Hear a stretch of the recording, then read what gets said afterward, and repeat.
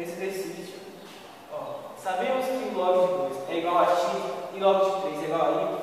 Podemos dizer que log de base 3 e algoritmo 4 é... Agora vamos fazer essa conta.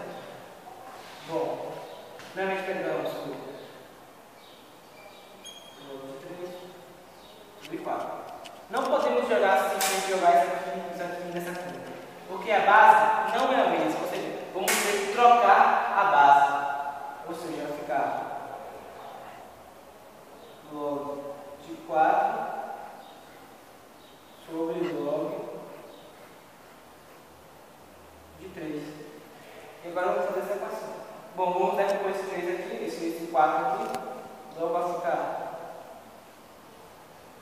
log de 2 ao quadrado sobre log de 3. Esse aqui, ó, essa potência passa para cá a multiplicação e vai ficar 2 log de 2 sobre log de 3. Aqui, a